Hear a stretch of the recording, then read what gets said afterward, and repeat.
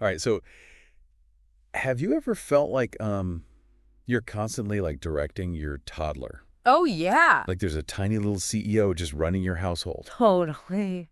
Well, we're diving into Simone Davies' book, The Montessori Toddler, Okay.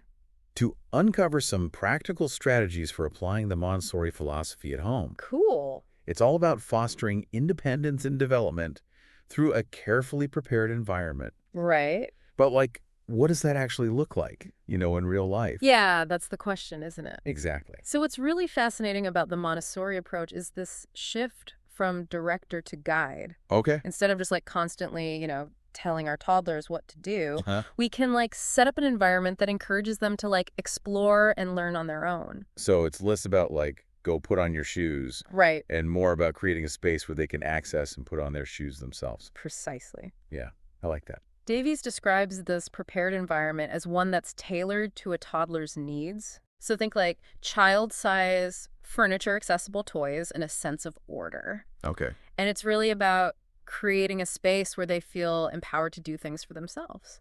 That makes sense, but isn't there a risk of like overdoing the order thing? Yeah. Could it stifle their creativity? Oh, that's a valid concern for sure. Yeah. So Davies emphasizes like offering open-ended toys Right. that encourage imaginative play. Okay. So it's about striking a balance, Yeah. between structure and freedom. Okay. I like that. One of the simplest but like most effective ways to create this environment is through accessible storage. Yeah. So imagine like low shelves, Uh, clearly labeled baskets, a Sure. place for everything and everything in its place. That's good. I tried that with my toddler. Oh, yeah. I gave her a low shelf for her books. Awesome. Oh my gosh, you should have seen the look of pride on her face when she Oh, put them all back herself. that's so sweet. I know, it was amazing. It's amazing how those like small acts of independence can just like boost their confidence. Totally. And speaking of fostering independence, Hmm. Davies is a big proponent of practical life activities. Yes, love this. Okay, so these are everyday tasks that we might find mundane. Totally. But for toddlers, they're exciting opportunities to learn and grow. Absolutely. So like involving them in cooking. Exactly. Okay. Even something as simple as like washing vegetables or stirring batter Right. can be a powerful learning experience for them. Yeah.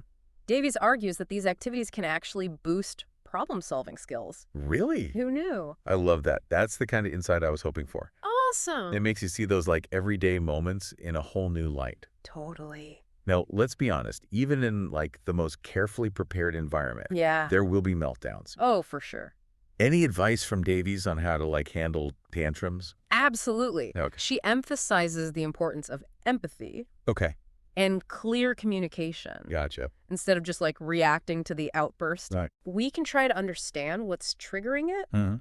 and help them express their feelings with words. It's like giving them the tools Yeah, to understand and manage those big emotions that they're experiencing. absolutely.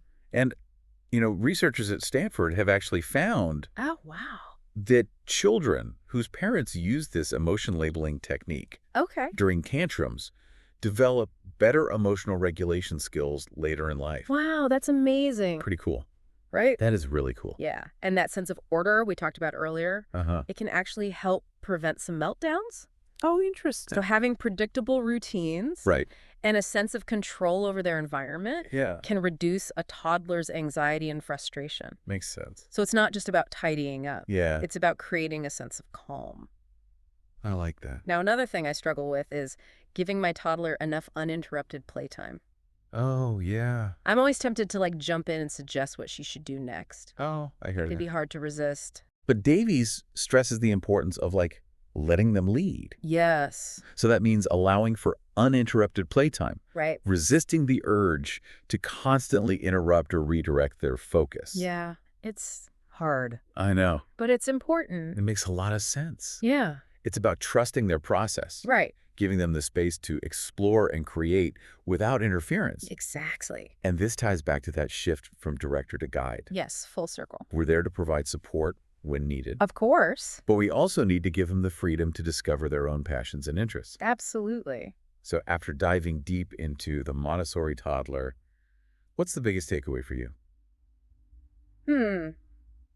I think it's about respecting our toddlers as capable individuals Okay. and creating an environment that encourages them to explore, learn, and grow at their own pace. I love that.